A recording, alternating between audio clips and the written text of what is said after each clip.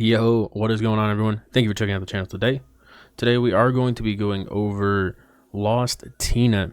Now the list that we are going to be going over today is the one that Isaiah Bradner did use to get second place at EUIC. I know that tournament is a few weeks old by now, but I do believe that this is probably the correct version to be playing right now. I think the addition of the Bennett package really adds a lot of depth to the deck, and it really helps fix some matchups. However, before we dive into the deck profile, I do want to address the fact that I had not uploaded a couple videos the past couple of days. I did have a League Cup that I went to over the weekend that I was preparing for, so that's why there was no Friday video. And then yesterday, I was just exhausted and I, really just needed the rest, so I chose not to upload yesterday as well. However, we are going to get back on the grind starting today with this Lost Tina list. Now to start off, we do have the relatively standard kind of Lost Tina package with the 3/3 Tina line, the 4 Comfey, 1 Sableye, 1 Cramorant. Those are all pretty standard for Tina variations. And then the 1 Manaphy comes and goes, but it's more of a staple than anything else. You do kind of need to run Manaphy in almost every Lost variant just because of Radiant Greninja. It is a prevalent card in the meta, has been for the past couple of years, so you really do need to respect that as a card. And then, speaking of Radiant Greninja, we also play one as our Radiant. It is a very powerful card, but in this variant, we are only using it as draw potential. We're actually not playing any water energies, so we are not presenting the Greninja as an attacking threat, but more so we do want to have that extra draw power, and we do want ways to get energies out of our hands, so that way we can super rod them back in to make the Mirage Gates more efficient. And then the newcomer in the Lost Tina build is that Iron Leaves EX, has that rapid Vernier ability that we're all familiar with by now. If it comes into play from the hand, it can switch itself up to the active, and then you can move any energy from your field to it. Now, this is mainly just another way to one-shot a Charizard EX. So we have Star Requiem that can do it. We have the Iron Leaves' Prism Edge that can do it. And then we kind of just pick and choose where we get those last 2 prizes from. And then the standout addition that the Bradner group decided to add into the Lost Tina was the Bennett package. I really like the Bennett package. It is the 2 Shuppet and then 1 Puppet offering Bennett and 1 Bennett EX. The 1 Puppet offering Bennett can really help you burst your Lost Zone up to those key numbers, because Tina needs 10, Sableye needs 10, Cramorant needs 4, Mirage Gate needs 7, and if you go second and you resolve a couple Comfeys, resolve a Chorus, resolve an Abyss Seeking, and have a Shuppet down, you can very easily hit 10 in the Lost Zone by turn 2, which makes this deck an incredible threat. Pressuring a Star Requiem turn 2 is an insane amount of pressure, especially if you had the initiative and your opponent has only just now gotten to barely set up their board. So I really do like the Bennett package. And then the Bennett EX really helps the Qian-Pao matchup. The item locking in the late game can be really devastating for the Qian-Pao player if they're not able to use superior energy retrievals, which means that we can sit behind the Bennett as a wall as we try to build up more and more threats and more damage. Onto the supporters, we are playing the standard 4 Courses Experiment. This is the standard for Lost Box. Look at the top 5, pick 3, Lost Zone 2. And then the other 2 supporters we're choosing to play is 1 Boss's Orders and 1 Roxanne. With Path to the Peak rotating out of the format, we no longer need to play heavier counts of Roxanne and or Iono because we aren't really as focused on the disruption. So we really only need to play the 1 Roxanne, as it is an incredible game closer, being able to put yourself at 6, put your opponent at 2, and then threaten things like Sableye snipe damage, Tina lost impacts, and stuff like that. And then onto the items, we do play the standard 4 Mirage Gate that all Lost Box decks do play. As far as consistency goes, we have the 4 Nest Ball and 2 Poffin and 1 Ultra Ball. This might seem like a pretty weird count, but I would not be surprised to see Buddy Buddy Poffin come down in numbers and lost zone variants, because you realistically only need to resolve one of this in Lost Box, because all you really need to do is find 2 Comfeys. Especially in this variant, since you can't grab Tina, you really want to play a critical mass of Nest Balls to find the Tina's turn 1. And then the 1 Ultra Ball not only serves as a way to find our evolutions in Banette or Giratina, but as a way to grab Iron Leaves from the deck, so that way we can trigger that Rapid Vernier ability. And then as far as switches go, we actually only play 3 switch. The Tina variation of Lost Box is not super heavy on cycling Comfeys because of the Abyss Seeking that is on the Tina V. Having this is essentially like cycling 2 additional Comfeys.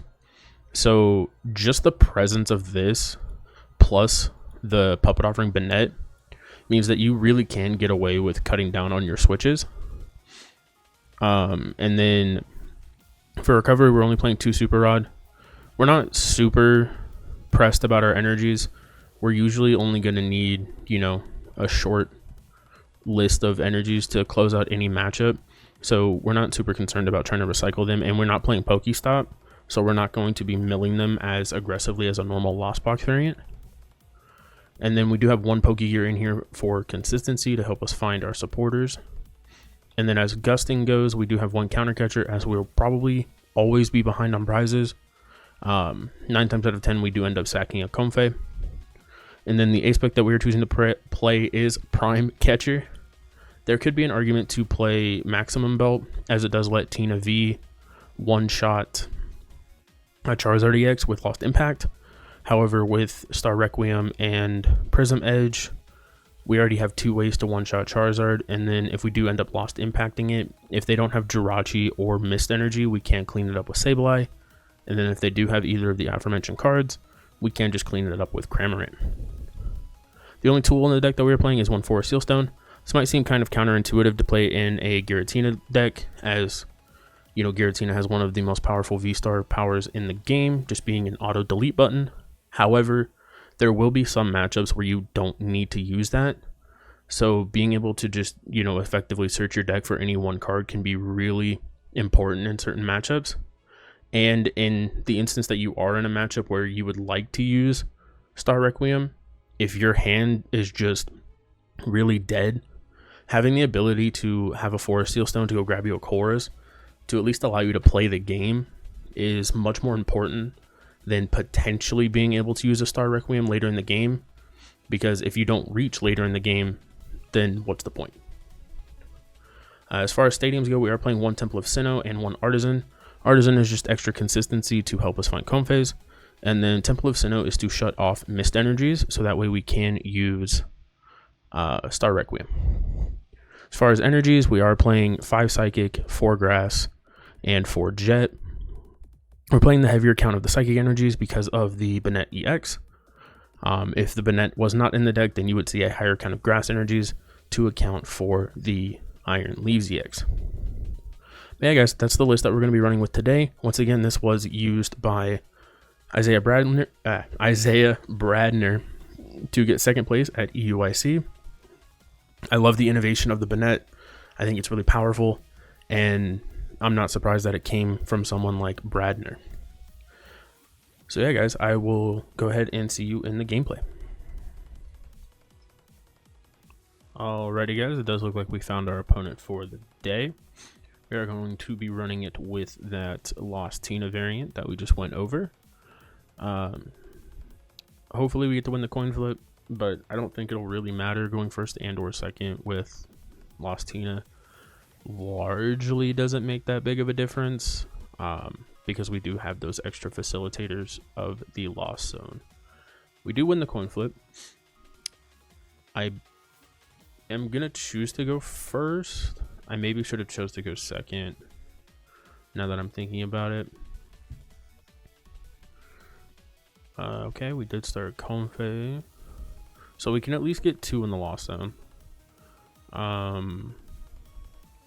Okay, so we're either going against Ancient Box or Moon.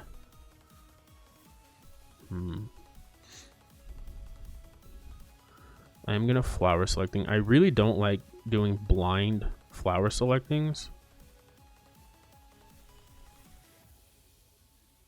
I'm gonna take the counter catcher. I feel like the counter catcher could be important. I'm gonna go for a Greninja. We're gonna go for the concealed cards. Okay, we hit Tina. So I could Forest Stone for Poffin. How quickly do I need? I guess I realistically only need to get to 4. I think I am gonna go for the Poffin.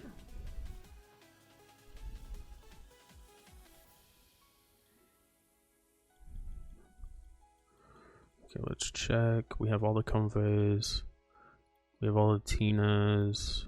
Do we prize bolt the Shuppet? We prized both of the Shuppets. That's insane. We have all the supporters. Prize the Mirage Gate. Prize the Switch. So Switch, Mirage Gate, Shuppet. We got rid of a Jet Energy. We got rid of a Psychic. We have the Prime. We have the Forest Stone. Okay. Prizes aren't too bad. I don't think we're gonna need the Shuppets.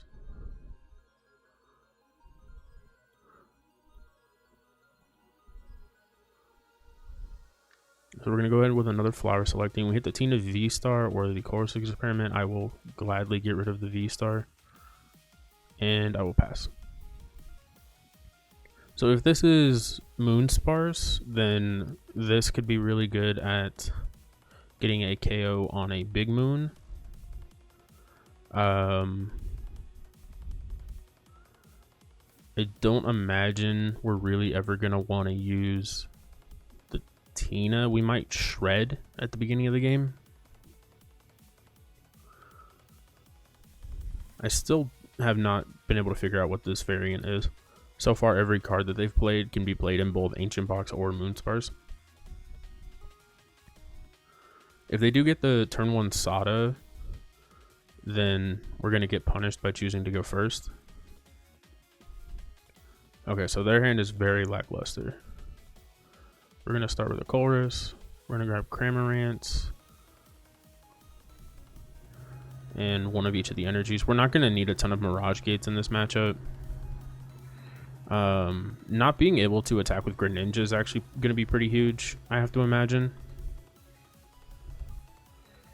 I will take the Super Rod. I can foresee us needing to use Cramorant quite a bit.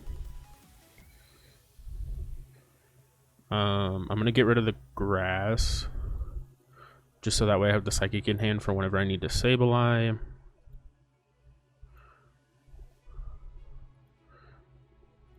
And then going to attach, retreat, and spit for 110. So right now the opponent has no ancient cards in the discard. So in addition to the Sada, I guess they could play an Explorer's Guidance, but they didn't have a supporter last turn. They had a Vessel that they chose not to use. That's really weird, because you would always want a Vessel there to thin the energies out of your deck. So that way you have more live draws, especially considering how dead their hand was. Okay, so they just need to discard 1 ancient card here. This is looking like it's Moonsparce, but once again, it could be Ancient Box. I doubt it is. Yeah, seeing this many... Yeah, okay. So it's Moonsparce. I was going to say, seeing this many... dark energies really made me believe that it was a Moonsparce. So we're at 5, 6, 7, 8.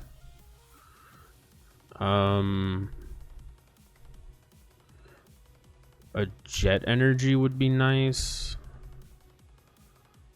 Okay, so they hit for exactly 110.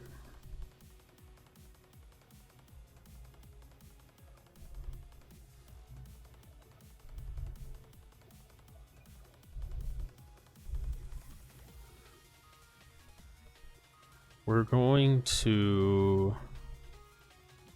No, we're just going to chorus. We're going to grab Artisan, Pokegear, and Bennett. Okay, so we're up to 7. We can use Mirage Gate now. However, I really think I'm just going to end up using Cramorant again, depending on how this goes. I definitely will not need another Comfey. I'm gonna go ahead and concealed cards and not hit any jet energies.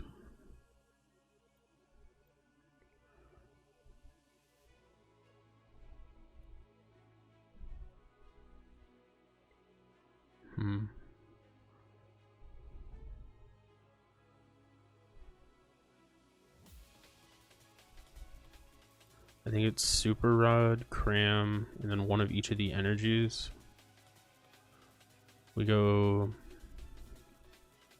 Nest Ball, grab Cram. I don't want to put the Artisan in play because I don't want to give them more Pokemon.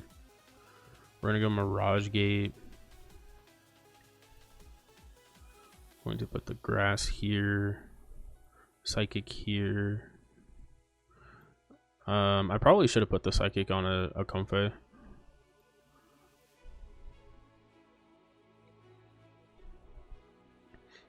Yeah, this matchup does not feel good. Okay, so there's the gate.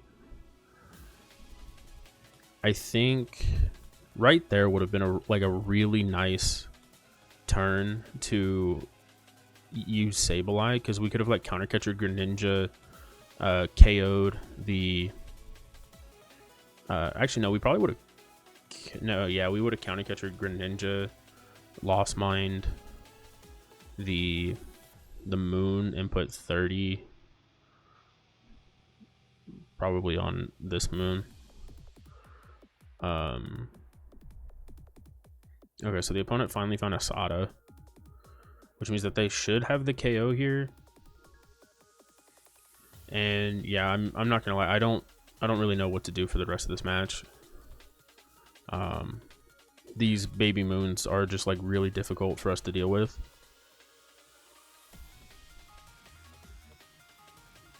I might Star Requiem this one. Oh no, I used the Forest Seal Stem. I did not see how much damage you just did.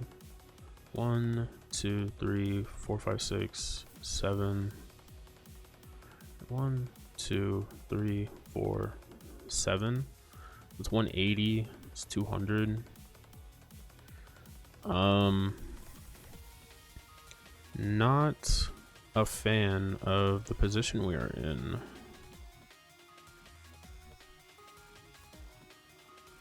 It might just be a lost impact angle.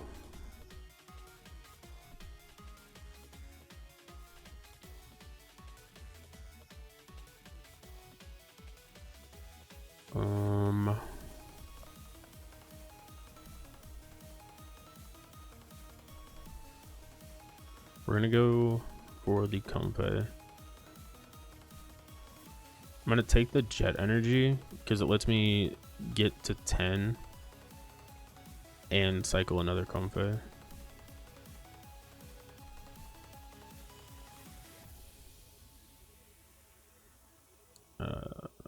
I don't know.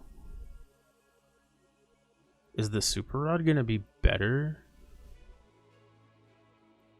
than the Prime Catcher?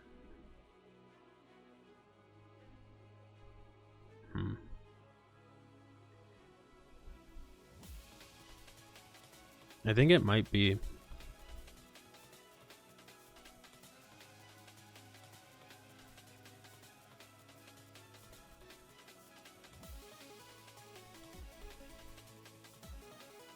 I'm just gonna go for the Lost Impact.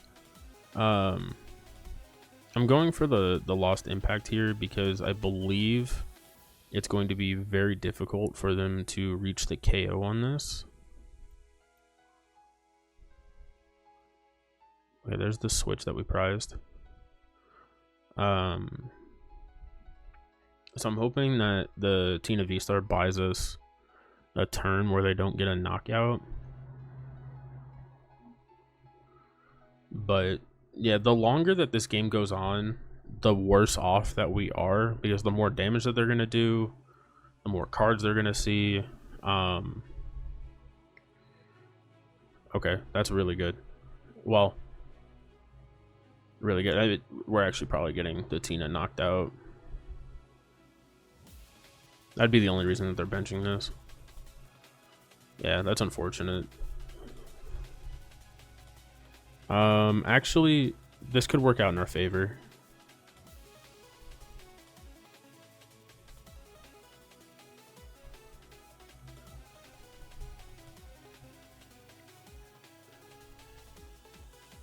Okay, so he evolves into the Dunsparce. He's actually going to use the runaway draw. So this is going to be a repeat of when I played this for the video. Okay, sort of. Now it's different. Because I was going to say, if he puts another Dunsparce down, then we just go for the double dun.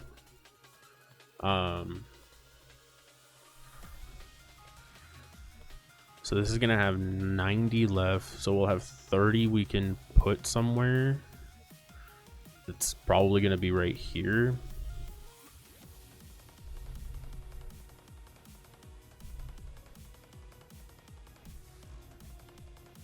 I just do not want to draw the Sableye right here. Of course.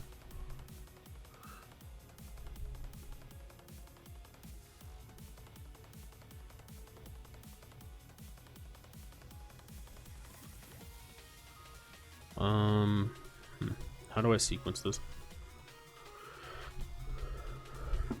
So I should have a Psychic Energy left in the deck.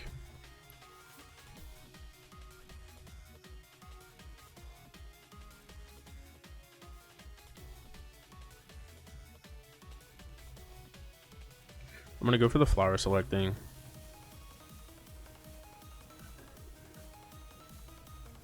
I hit the Psychic, which means that Roxanne should be guaranteed.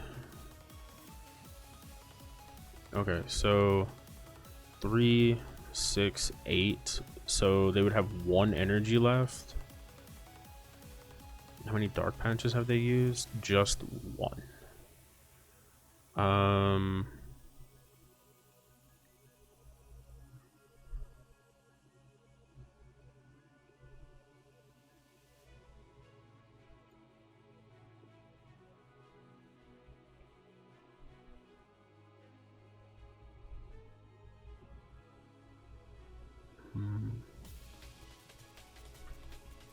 Okay, so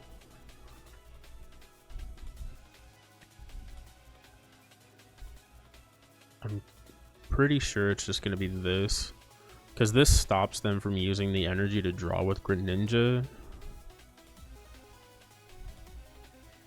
But man, they just found like the booster capsules at like the right time, and it's just been unfortunate. 30, 70, 90. And then I'm going to put 30 here so that way like I can recycle Cram if I need to. Double Nest Ball. Those were the 2 prizes I didn't know about. But yeah, we have to hope that they bricked. Which, I mean, you know, they have a 20 card deck. So it's possible. And they can't bench another Dunsparce, otherwise it just gets KO'd.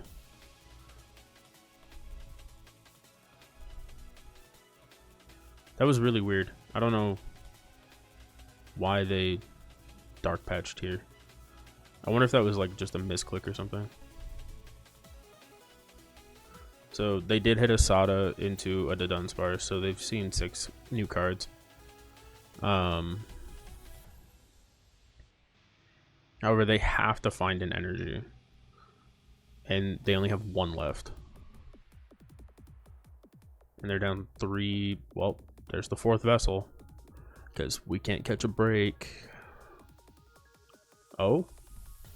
Did they prize the last energy? Or are they only playing 8? Or do they have it in hand? Okay, so this is pretty good for us. Oh, the last 2 prizes are the 2 Shuppets. Wild. So I can put 110 here and then 10 here.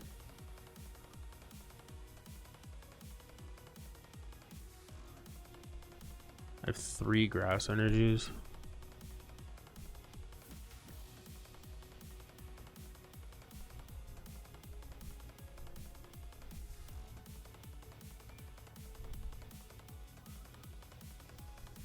No, I don't want to do that. Okay, so I have 1 Mirage Gate. So what I'm scared of is if... So I can put 110 here, 10 here, and then I can like recycle the Sableye and then Lost Mine this for a game. But if they penny this, I won't have a way to KO this outside of the Iron Leaves. And that forces me to have 2 grass energies.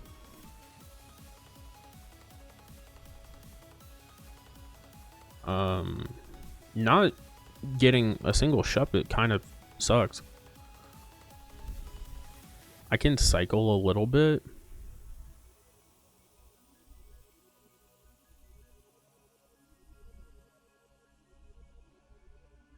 I mean, this is only a 1. So they want to penny this anyways.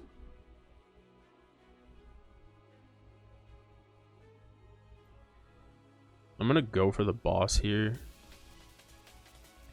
And the Lost Mine.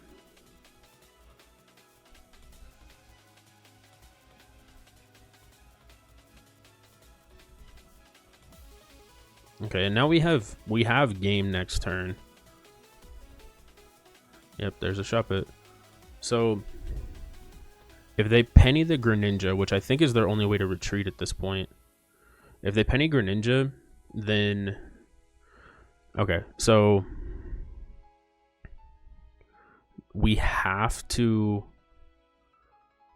resolve the Iron Leaves.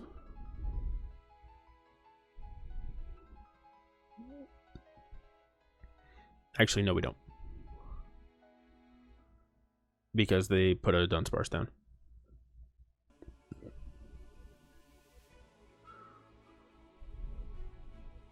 I don't know why they put the Dunsparce down.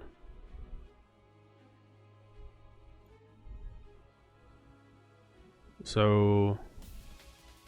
okay, now I'm guaranteed to see the whole deck. Okay, so we have Super Rod.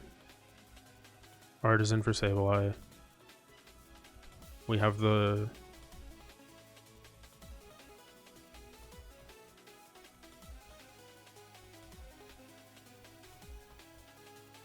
so we Colress. Grab a Switch. Ultra Ball. Manaphy, whatever. Okay, so now we have the Switch too. So now...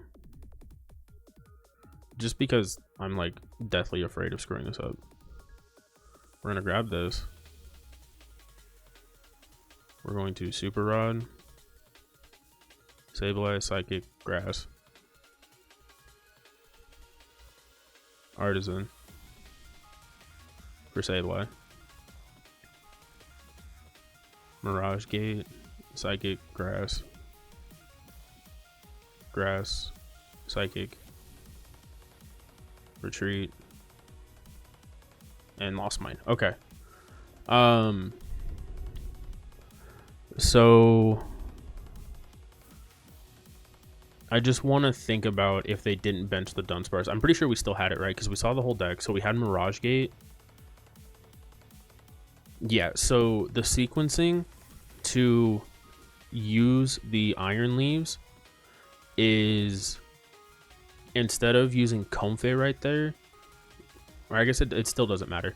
So instead of Sableye Psychic Grass, it's Psychic Grass. We Mirage Gate the grass and the Psychic, have one card left in deck, flower selecting, draw the grass, attach the grass, and then use the iron leaves to go to the active, move the 3 energies, and then KO the moon. So even if they didn't bench the Dunsparce, we still had the KO, which is really nice. And that just goes to show to play to your outs. You know, I was aware of the energy counts in this deck, so I knew that they only really had 1 energy left, and it looked like it was prized, or they only played 8. So that meant that by playing the Sada, they couldn't, you know, retreat, which gave me the extra turn I needed. So yeah, I was just able to really play to my outs in that end game, and it paid off really well. So yeah, guys, remember, if you do enjoy this kind of content, to hit the subscribe button, hit the like button, and then go ahead and leave me a comment down below who your favorite pro player is in the Pokemon community. I have to say mine is probably Tord Reklev. I really admire his passion for the game, his drive to always do well, and I'm a huge fan of his innovation and, you know, what he's really done for the community. So yeah, my favorite competitive player in the Pokemon community right now definitely has to be Tord Reklev. Yeah, guys, with that being said, I'm going to go ahead and wrap it up, and I will see you in tomorrow's video.